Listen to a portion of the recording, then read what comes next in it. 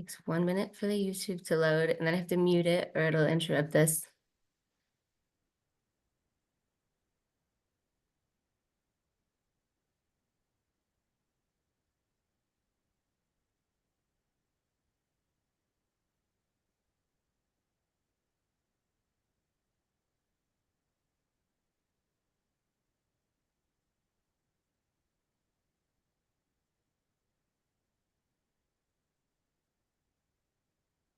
All right. Thank you for your patience. We are live on YouTube. I'm going to mute it and I'm going to share my screen and we're going to get started with trauma-informed restorative practices. So, all righty. All right, so interpretation channels are open. Remember, we have Spanish and Vietnamese tonight, so you'll click on interpretation to get started with that. DPS land acknowledgement is local Native people have a unique and notable history that's impacted development in the Front Range. It's important that we ground ourselves in the DPS land acknowledgement, which was written by Dr. Tinker in collaboration with our Native American culture and education, because DPS community acknowledges our Indigenous relatives who have lived and come from an ancient land from a time immemorial. We acknowledge the close relationship that Cheyenne, Southern Ute, and Ute Mountain Ute, and natives of other tribe nations have with the waters, plants, and all moving things that call this land home. We have respect for those enduring Indigenous connections to the place that we now call Colorado. We also have an equity statement that racial and educational equity is our collective responsibility. We achieve this when we dismantle deeply rooted systems of oppression that have historically resulted in an equitable access and distribution of opportunities and resources, those who represent marginalized identities, including race, ethnicity, gender, sexual orientation, language, and ability. We will create conditions where we all belong, are included, have clear purpose, and have autonomy to lean into respective areas. By creating these conditions, we will eliminate the predictability of success or failure for our students and our team members. Because when families and communities thrive, every learner thrives. So remember, when we're in this virtual space, it's okay to lean into discomfort. Sometimes we want to make sure that we have compassion for ourselves and for other people, and we respect the lived experiences and cultures of others. Again, if you're just hopping on, we record these sessions, so make sure you're withholding personally identifiable information. And that's going to get us started in trauma-informed restorative practices for the family. And our presenter tonight is Marcus Spearman. I will let him introduce himself. Thank you, Marcus. Yeah, thank you, Jasmine, so much. I'm so excited to be here with you all. Let's jump right into some introductions. I'll start by introducing myself. I'm Marcus Spearman. I serve as the manager for trauma-informed and restorative practices here in DPS. Guided by my values of compassion, commitment, and relationship, I'm dedicated to creating supportive, inclusive learning environments. I spent my whole career in education. I've cherished every step of the journey. While I have a deep appreciation for all K through 12 levels, as a former dean and assistant principal, y'all, middle school will always have a special place in my heart. So let's move into our goal of the day. I'm actually I have to, hold on.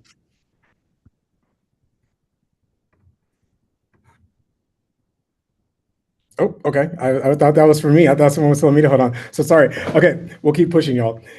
So our focus for today will be on understanding trauma-informed and restorative practices and why they're essential for our students' learning and overall success. These practices help us create environments where students feel safe, supported, and empowered to thrive, both emotionally, and academically. Next, we'll talk about how you as parents can integrate these practices at home. The goal is to create consistent and supportive environments that reflect what students experience at school. And then so my hope by the end of this session is that you all leave feeling equipped with a better understanding of how trauma-informed restorative practices can positively impact your child's learning and well-being, and that you leave with practical strategies you can start using at home to support your child's emotional and academic success. So, in true DPS fashion, y'all, I want to kick us off with an inclusive welcome. And so we'll take about 90 seconds for our inclusive welcome. And so I invite you all to respond to the following question. How can trauma-informed restorative practices help you support your child's emotional well-being and academic success at home. And so as you take a moment, take 90 seconds to think about that question, please drop it in the chat, what your response may be, and I'll wait.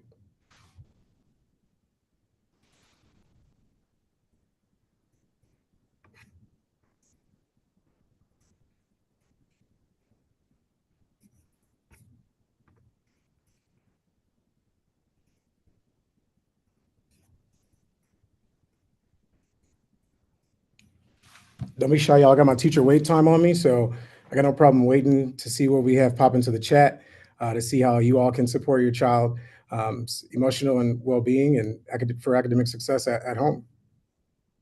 I see one, so thank you, Joy. Giving them support through hard things. Appreciate that.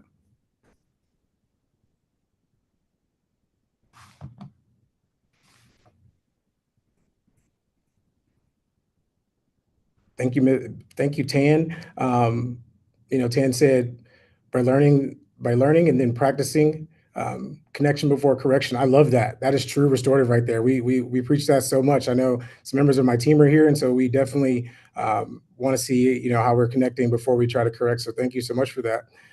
Mallory, I see you too.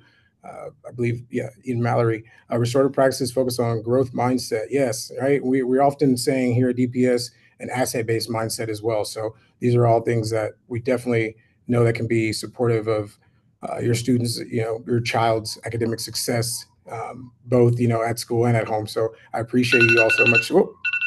Sorry, y'all, that timer probably went off in your ear pretty loud, but hopefully not too bad. So thank you all so much for dropping some things in the chat. I sincerely appreciate you all engaging in that with me. And so we'll move from there and just try to take a look at our agenda for today. And so, we'll spend our time this afternoon exploring. First, we did our inclusive welcome. Then we'll get into some of our CRE mindsets that we have here in DPS.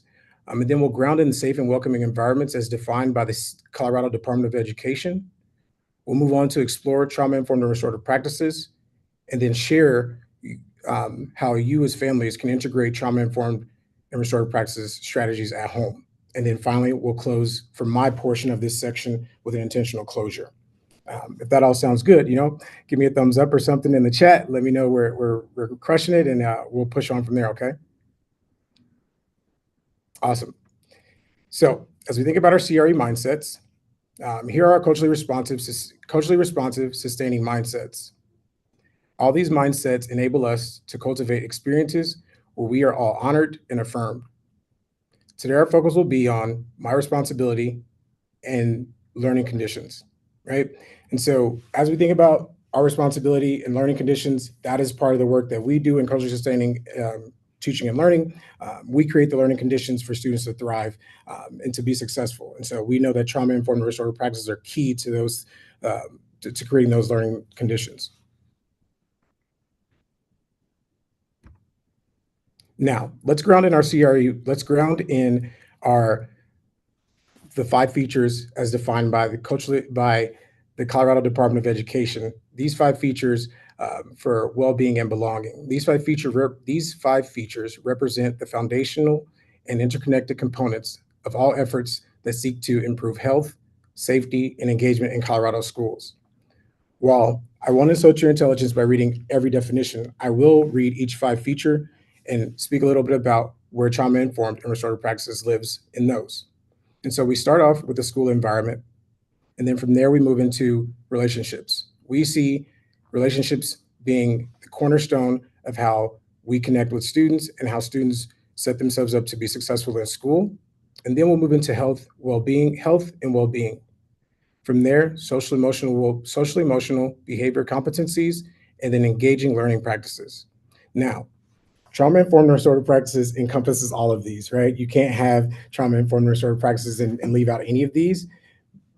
I see trauma-informed restorative practices falling extremely heavily in our school environments, our relationships, health and well-being, and social emotional behavioral competencies. All of these allow students to be successful, supports development, and supports how we as a people connect in school and how we support students with the sense of belonging and being successful. So from there, we'll start to explore trauma-informed and restorative practices. So why trauma-informed and restorative practices? Well, in 2018, DPS board resolution, which committed our district to becoming trauma-informed, this put us on a mission to use evidence-based insights on how trauma-informed and restorative practices serve as essential frameworks for recognizing and addressing implicit bias and deficit thinking within our daily interactions, policies, and systems. Today in DPS, we use trauma-informed and restorative practices to create supportive, safe environments where students impacted by trauma can thrive emotionally and academically. These practices help build trust, promote, oh, you can go back one, Jasmine, if you don't mind. Yeah, one more. I think, yeah, go back one more to 15. Yep. I'm going to speak a little bit about restorative towards the end, so just bear with me here. These practices help us build trust, promote accountability, and repair relationships, leading to better behavior, stronger connection, and overall student success. After 4 years of direct, well, more than 4 years now, but after our time of pursuing turning DPS into a trauma-informed district, we spent an abundant amount of time through direct trauma-informed training, coaching, consultation. Trauma-informed practices and restorative practices are now considered central to DPS's culture, from classroom to our senior leadership team. Now, while we focus on restorative practices, I do want to share a little bit more here. As DPS and in the Cultural Sustaining Teaching and Learning Department, as we seek to disrupt the school to prison pipeline, we focus on restorative practices because we want to, shift from punishment to healing, right? How are we doing this? And restorative practices moves away from the punitive discipline and instead focusing on repairing the harm and healing relationships. In schools, we often train and teach educators and build their capacity to encourage students to take responsibility for their actions, repairing the harm and strengthening relationships with peers and staff, right? It's something that should be done with, student to adult, adult to adult, and student to student. It's something that me and my team, we worked really hard to build the capacity of educators and leaders so that, we can, reduce the rate in which we use exclusionary behavior, discipline practices. And so to that end is why we've started to use trauma-informed restorative practices here in DPS. So now that you know about the why we are focusing on trauma-informed and restorative practices, what are they? So trauma-informed practices focuses on understanding and responding to the impacts of trauma on individuals. They create safe, supportive environments that promote healing, emotional regulation, and trust, recognizing that past experiences can affect current behavior and learning. Now, restorative practices emphasizes building and repairing relationships, fostering accountability, and resolving conflicts constructively. Rather than focusing on punishment, restorative practices encourages dialogue, empathy, and mutual understanding to address harm and restore a sense of community. So thinking back to our inclusive welcome, right? I remember Mallory might have named that, connection before correction. Love that, right? True restorative practices is something that we share every day, and how we're relating to our students before we try to get them to, before we're trying to correct, right? How are we connected with them? Do they feel safe? Is there a sense of belonging here? So together, trauma-informed and restorative practices creates environments where students feel emotionally supported, accountable, and connected, leading to healthier relationships and better learning outcomes. Now, I've thrown a lot at you, and I know that it's going really fast. I think that I could need a full day to kind of train and talk about trauma-informed and restorative practices. I know my teammates are on the call, and they would share the same sentiment that can't get it all to you in one little sitting. But now that you know about the what and the why of trauma-informed practices and restorative practices in DPS, here are some things that you can do, some strategies that you as families can use at home to support your students with trauma-informed and restorative practices. You can go to the next slide, Jasmine. Thank you. So what you can do at home, right? Here's some practical strategies that I want to leave you with as you try these strategies at home with your student. So practice active listening and validate your child's feelings, right? Seems like a no-brainer, but definitely as parents, sometimes we get kind of caught up in, the daily task, and maybe we're giving half of our attention and half our attention somewhere else. But as parents, it's important to practice active listening. by giving your child your full attention and letting them express their emotions without judgment, acknowledging their feelings with phrases like, I see that you're upset. This helps them build that trust and emotional safety. Now, I know I grew up, I didn't always have a parent saying, I see how you're upset, but this is a strategy that now with the new understanding and our new evidence-based practices, we now know that this is something that our students need, something that our students are getting at school to support their growth and development. From there, we know from true trauma-informed and restorative practices that creating predictable routines to foster a sense of security, right? We know that rituals and routines are critical to our student success. We preach this when we're in buildings and we're supporting and we're doing our coaching. Predictable routines are where our students are successful. Children, especially those who've experienced trauma, feel safer and more secure when their environment is predictable. As parents, establishing consistent daily routines, such as regular meal times, bedtimes, can reduce stress and provide a sense of stability, right? As we think about what we're sending our students to school with, how are we ensuring that they were able to get a good night's rest or show up as their best self so that they can be successful, right? This mirrors the trauma-informed approach of creating a safe environment for learning and development. From there, when conflict arises, and it definitely will, how are we using restorative conversations to address conflict, right? And so when conflict does arise at home or at school, instead of focusing on the blame or punishment, try engaging in restorative conversations, right? Asking your child questions like, what happened? How did it make you feel? How can we fix it? Or my favorite that I loved using with middle schoolers that I always found success is what needs to happen to make things right. I wasn't necessarily looking for I'm sorry, because I think that maybe I'm sorry is just we know students and children want to say that because we're adults and they're maybe they just think that's what we want to hear. But I think my team we agree that just a simple I'm sorry doesn't mean I've taken accountability. And so that's why I always loved using what needs to happen to make things right or how can we fix it, which always led me to a really good conversation or a way to repair harm with some of my middle school students. And then, again, what we know trauma-informed practices and restorative practices and being in education is that, children are always watching. They're watching the way we handle stress and our emotions. And so by staying calm during difficult situations and practicing self-care, you model healthy coping mechanisms. This helps your child develop their own emotional regulation skills, which is a key aspect to both trauma-informed and restorative practices. I know that, we do a training for our educators called Regulate, Relate, Reason. And it's one of our, most sought after trainings because us as adults, we need to understand how to regulate ourselves, how to co-regulate, how to individually regulate before we engage with a student, right? Maybe I'm having a difficult day and just kind of end up, inadvertently taking it out on a student of mine because I'm having a bad day, right? And so what are we doing to practice and model emotional regulation and self-care? And then we look at encouraging empathy and perspective talking. Help your child understand how their actions affect others by encouraging empathy, right? And this is something that, I think we always want to be thinking about and sharing and saying, how do you think this other person felt as a result of your actions, right? Back to our restorative practices pieces here. And then finally, collaborate with teachers and schools to support these practices. Partnering with your child's school is essential to reinforcing trauma-informed and restorative practices at home. Staying in communication with teachers, ask about how you can align home practices with what's being done at school.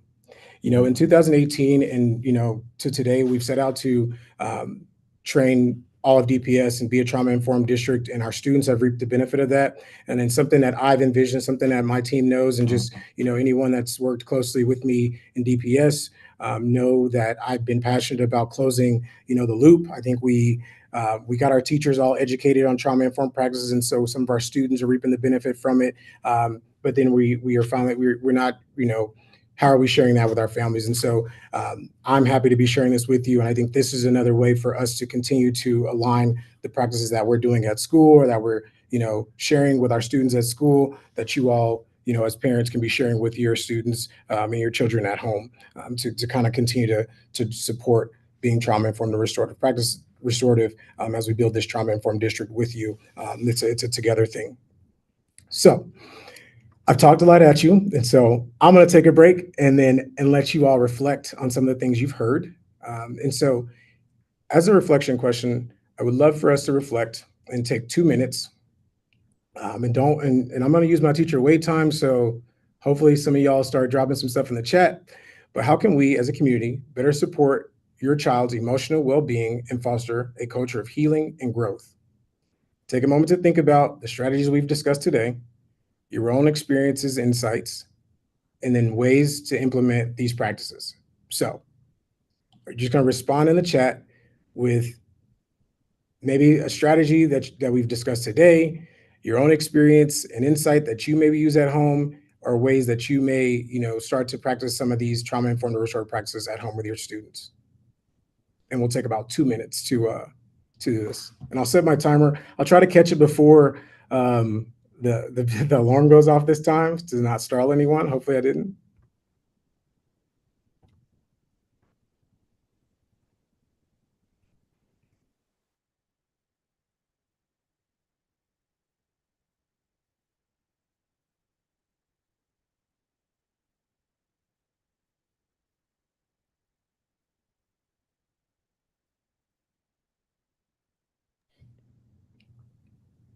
Jasmine, I don't know what happened. I clicked something and I disappeared. So I apologize for that. I'm back though. That's all right. We're still here. All right.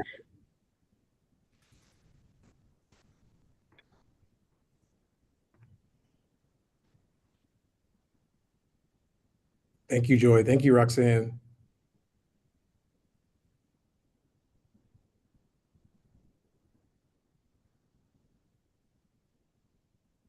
Thank you, Mallory. Ian, I believe. Hopefully I'm saying that correctly. Correct. Awesome. Okay. I have 2 C's in my name, and so I often, I know how much names mean to people, so I want to be, intentional before I, butcher someone's name. So thank you.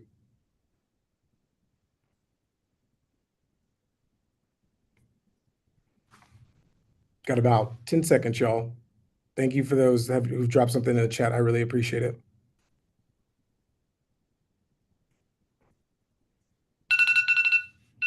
Didn't catch it, y'all. I'm so sorry. Okay. Thank you so much. Now, as we draw closer to the close of my section of today, I do want to just leave us with a few key takeaways that I hope you take from today and use in at home and just consider when engaging with your children. How are we embracing compassion? Embracing compassion is at the heart of trauma-informed restorative practices. These approaches recognize the importance of emotional well-being and resilience. When we adopt these practices, we are creating supportive environments where students feel safe to express themselves, manage their emotions, and develop confidence to face challenges. And so this isn't done in a vacuum. And so it's about the collaborative approach, right? Trauma-informed restorative practices work best when we take a collaborative approach. Families, educators, communities, we must work together to create consistent support systems for children. This collaboration builds a strong foundation for social emotional growth and academic success, right? As I talked about in a couple slides earlier, y'all, how are we closing the loop? How are we getting everyone involved in this collaborative work of being trauma-informed and restorative, and not just at school, but how are we doing it at home and making sure our students are receiving all the benefits of it, right? And so using those restorative conversations to encourage accountability. And so restorative conversations provide our students and children with opportunities to reflect on their actions and learn from their mistakes. By asking open-ended questions like the ones I mentioned earlier, you encourage your children or students to take responsibility for their actions and actively participate in resolving conflicts, right? And not resulting to the physical pieces of conflict, right? Conflict's going to happen.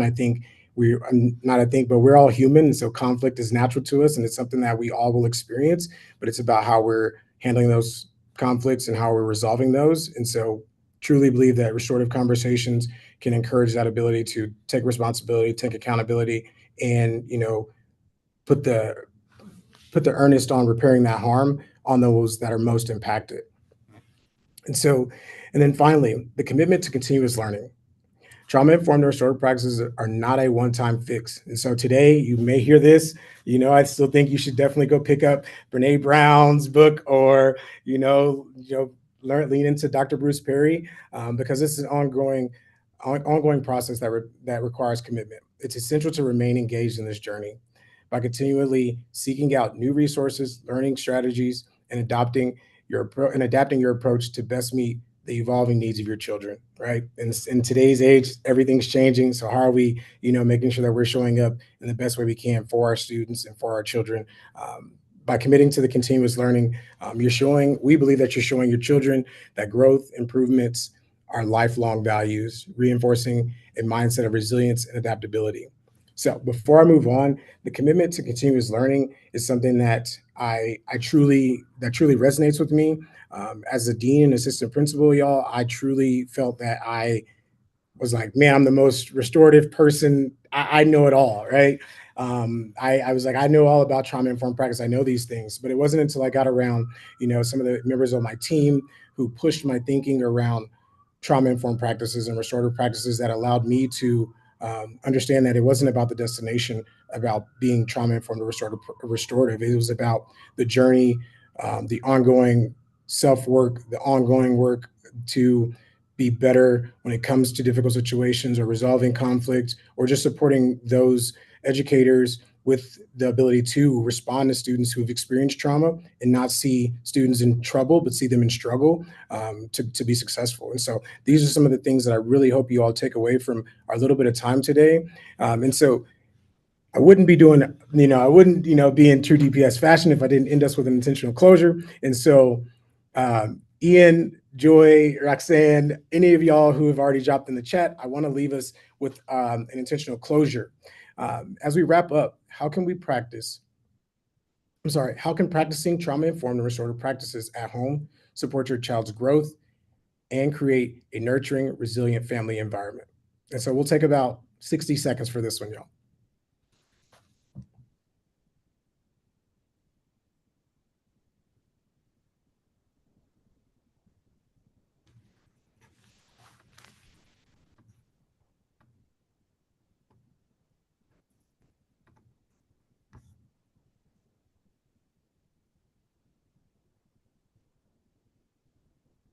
Open communication with honest answers. Love that.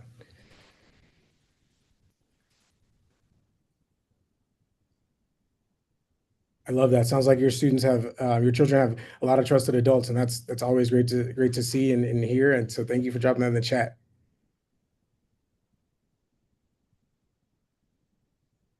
Thank you, Dina. Kids feel safe to share their feelings and not to be afraid to try different things because they won't be afraid to try. Love that. Thank you so much. We got about 10 seconds, y'all. So get those last ones in if you're going to put them in there. I would appreciate it. I'm going to catch it this time, so no ringing. Thank you, Ian. Appreciate you. I didn't get to see yours before our timer, but thank you so much for dropping in the chat. Sincerely appreciate it. Jasmine, with that, I'll pass it back to you unless I have, well, before I do that, I'm so sorry. I'll open it up for questions, and if anybody has any questions you may want to ask, would love to try and answer some of those for you.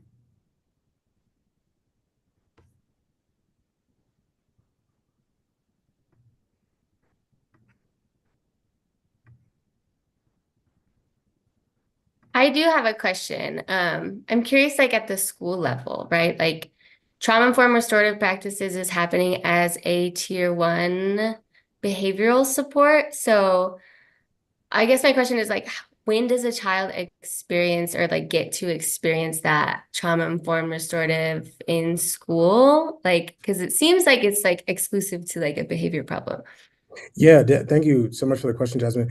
It's definitely not exclusive to a behavior issue or a behavior challenge or anything like that. As you mentioned in your question, or as you were getting ready to ask your question, here in DPS, trauma-informed and restorative practice is a tier 1 intervention that we use, a prevention intervention that we use for students to be successful. And so it's a universal practice. Every student, every day, all the time. It's what we do here. It's what we want students to experience. And from, the student who, who's maybe struggling to the student who doesn't struggle at all, we want them always experiencing, trauma-informed and restorative practices on a daily. It's essential to our learning environments. We know that those are critical elements, similar to what we saw with the CDE, those 5 features, right? The school environment, those relationships, health and well-being, and social emotional behavior competencies are all ways that are where it connects back to just the universal practices of fostering a sense of belonging and a sense of well-being within our school communities.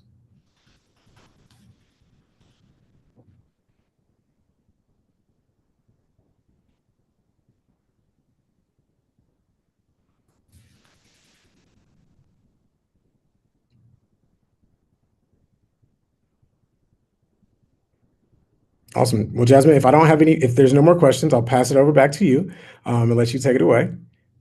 All righty. Thank you, Marcus. So That much. was Yeah. really great information. And thank you, families, for being here. I know it's a Monday evening, so you're rock stars for taking time to just learn more on how you can support your children. That's amazing. So I'm going to spend 60 seconds just with a poll for you. I want to see how this session supported you. So if you're willing to answer these quick questions, I'd really appreciate that. And then we will move into our ticket giveaway. We'll be picking 3 families tonight. So I'll give you just a little bit longer to fill this out if you don't mind. We want to know if our sessions are helpful. We want to know if you learned. We want to know if you'll be back. And hopefully all the above is true, but if not, definitely let me know.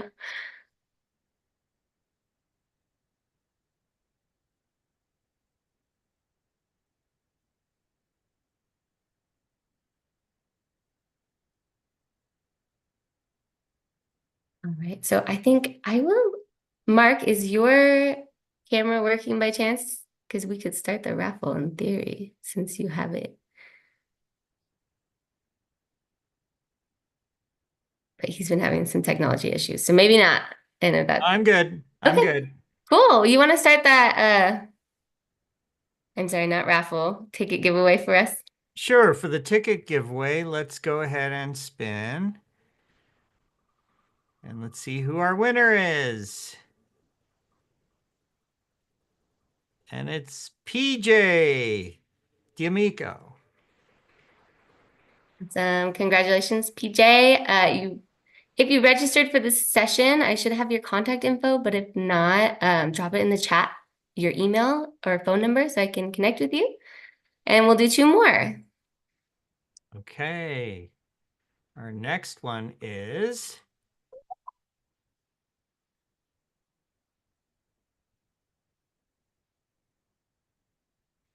Lachey Stiggers.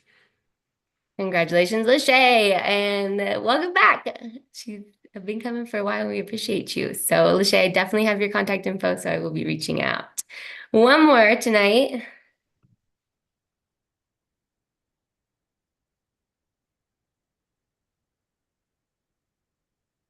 And it's Diem Fam. Bam, bam. Congratulations. Yay. You guys are all rockstar parents. I wish I could do more than that. But if you didn't win and you want to learn some more, we do have another session coming up just tomorrow night. So I'm going to end poll.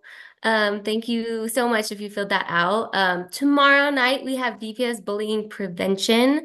He's going to give some great tips on how bullying prevention is practiced in our schools, how you can identify bullying, and how you can build a culture of compassion for your student in school and out of school. After that, coming up Tuesday, September 22nd, we have our Raising Media Smart Kids. So that's our session all about social media safety, being safe online. So both of those are really amazing and some of my favorite sessions, along with Trauma Informed. It's our month of social emotional wellness. So be sure to come back for that. On top of that, starting the first week of November, we have our Common Kind Family virtual training. This is the first time ever we're offering these parent programs virtually, so we can get more access to families getting this. Common Kind Family is a great program. It's 4 one-hour sessions from 6 to 7 p.m. beginning November 4th. That first session is going to teach you about self-care for you as a parent, right? Because you have to feel good to be able to help your children feel good. Then we'll talk about looking at your child from a lens of compassion, how to understand stress responses and trauma responses in your child so that they can have better mental health and better self-regulation. not just for your child, but for you. Like, it's really important. Parents are rock stars, caregivers are rock stars, whatever your role in supporting children. I love this session because it is a good practice for supporting both you and your child and the whole family. So the registration is going out in my newsletter. If for whatever reason you're not connected to my newsletter, reach out to me. I will make sure that I get you on that contact list. And there's a limited number of spots because it's a very interactive session. You'll get to connect with other families and what they're doing at home. So make sure you sign up quick if you're interested. Other events happening is Denver School Thrives United in Excellence. So these sessions are happening in each region of Denver.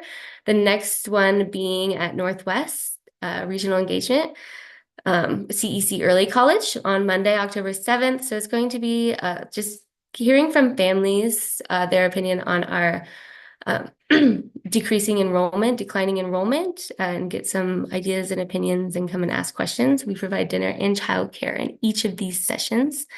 And if you have any questions for Marcus on trauma-informed restorative practices, his email is here. Take a picture of it with your phone or reach out to me, Jasmine Rigby, and I am happy to get you connected or answer any other questions that you might have. I'm gonna give a quick check of the chat. Congratulations, everyone. Thank you, Roxanne. And that closes us out for the night. So thank you again, everybody, for being here.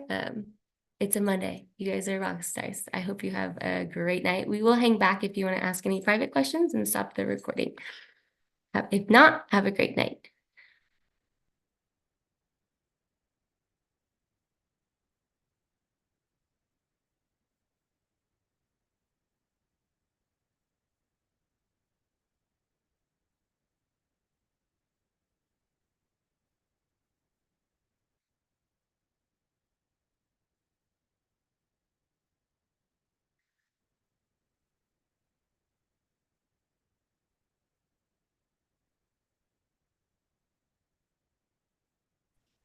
All right, guys. I think we're Right. good to go. Thank you, Okay. interpretation. Happy Bye-bye. interpretation day. Thank you. Thanks for letting me know. Thanks, Bye. Jasmine. So, you Bye. know, Have a good night. Bye, you too. later. Bye. All right. Okay, Mark, did you write down the names of the winners? Yes, I Okay. have. Let me get that to you.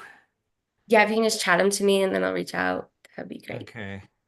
Here, let me add that. Oh, let me turn off recording too. You're gonna have to share the recording